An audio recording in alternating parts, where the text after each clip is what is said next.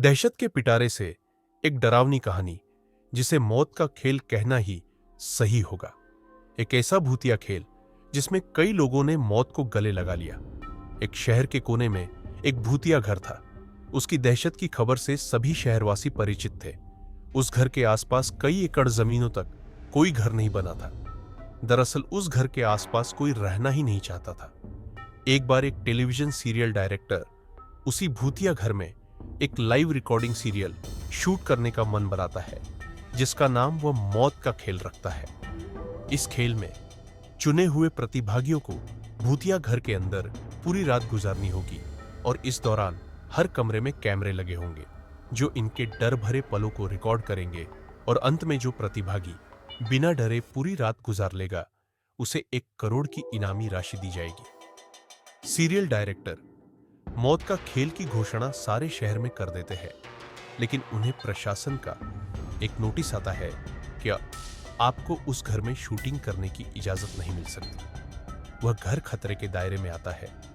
Serial director बहुत नामी हस्ती था, इसलिए वह निजी तौर पर प्रतिभागियों की जिंदगी की सुरक्षा की गारंटी ले लेता है और कुछ शर्तों को लागू करने के बाद प्रशासन से उस भूतिया घर में सीरियल रिकॉर्ड करने की मंजूरी मिल जाती है, जिसके लिए उसे 2 गुने पैसे खर्च करने पड़ते हैं। प्रशासन की परमिशन मिलते ही पूरे शहर में मौत का खेल के पोस्टर चिपक जाते हैं। मौत का खेल शहर में होने वाला था, लेकिन लोगों में उत्साह से ज्यादा दहशत भरी हुई थी।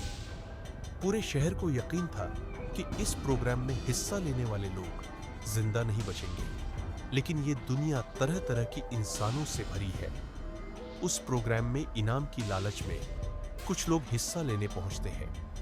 सभी प्रतिभागियों को उनके नंबर दिए जाते हैं और साथ ही उनके हाथ में एक इलेक्ट्रिक ब्रेसलेट बांधा जाता है। यदि उन्हें डर लगे तो वह उसमें लगी बटनों को दबाकर इस प्रोग्राम से बाहर आ सकते हैं। प्रतिभागियों में 12 लड़के और 3 लड़कियां होती हैं।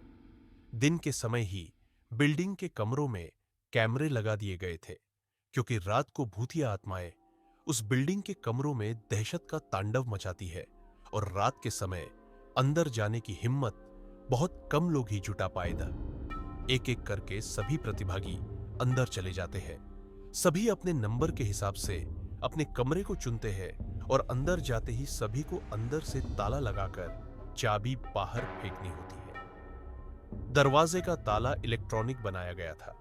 उनके हाथ में लगे ब्रेसलेट के बटन दबाते ही वह ताला खुल सकता था, लेकिन यह बात उन्हें बताई नहीं गई थी। अगर किसी प्रतिभागी ने वह ताला खोला तो प्रतिभागी प्रतियोगिता से बाहर हो जाएगा, जो कि कैमरे की रिकॉर्डिंग में दिखाई देगा। सभी के कमरे में निर्देश देने के लिए स्पीकर लगाए गए थे। उसी से सभी को संकेत दिया जाता है कि सभी जल्द से जल्द अपने कमरे का ताला बंद करके चाबी दरवाजे के नीचे से बाहर फेंके और इसके बाद कमरे की लाइट बंद की जाएगी। निर्देशों के अनुसार सभी अपने कमरे को अंदर से बंद कर देते हैं और चाबियां दरवाजे के नीचे से फेंक देते हैं। कैमरे नाइट मोड रिकॉर्डिंग के अनुरूप लगाए गए थे, इसलिए भले ही प्रतिभागियों के कमरे में अंधेरा हो, लेकिन दर्शकों को टेलीविजन स्क्रीन में सब कुछ नजर आ रहा होता है। धीरे धीरे डर की दस्तक हो जाती है। प्रतिभागियों में से एक लड़की अचानक अपने कमरे में चीखने लगती है। उसे ऐसा लगता है कि कोई उसका गला दबा रहा है और वह छटपटाने लगती है। कुछ ही देर में वह डर से बेहोश हो जाती है। उसके बेहोश होते ही लाइव सीरियल देख रहे दर्शक घबरा जाते हैं। अचानक एक एक करके सभी प्रतिभागियों पर भूतिया हमले होने लगते हैं, लेकिन ताज्जुब की बात तो यह थी कि सभी प्रतिभागी अपने आप को स्वयं ही नुकसान पहुंचा रहे थे। कैमरे की रिकॉर्डिंग में साफ साफ नजर आ रहा था।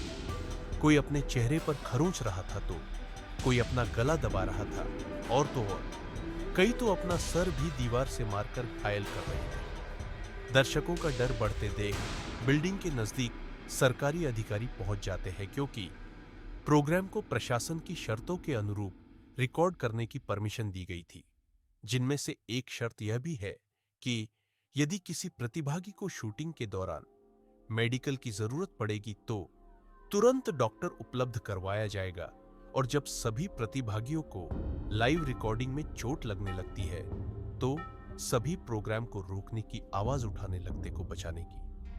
फायर ब्रिगेड की गाड़ी बिल्डिंग के बाहर पहुंचती है, लेकिन रात के समय उस भूतिया बिल्डिंग के अंदर जाने की हिम्मत फायर फाइटर्स की भी नहीं होती। सभी बाहर से खड़े होकर प्रतिभागियों की मौत का तमाशा देख रहे थे, क्योंकि सभी उस बिल्डिंग के खूनी इतिहास से अच्छी तरह वाकिफ थे। कमरे में लगे हुए स्पीकर की मदद से सीरियल का डायरेक्टर प्रतिभागियों को ब्रेसलेट का बटन दबाकर बाहर आने का निर्देश देता है, लेकिन किसी प्रतिभागी को स्पीकर से कोई आवाज सुनाई नहीं देती और न ही प्रतिभागी इतने कंट्रोल में थे कि वह ब्रेसलेट की बटन दबा सके।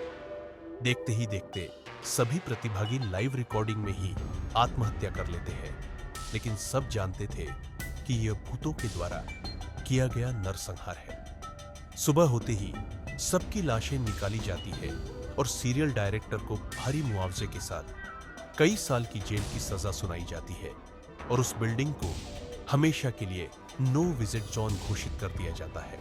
और इसी के साथ यह कहानी समाप्त हो जाती है।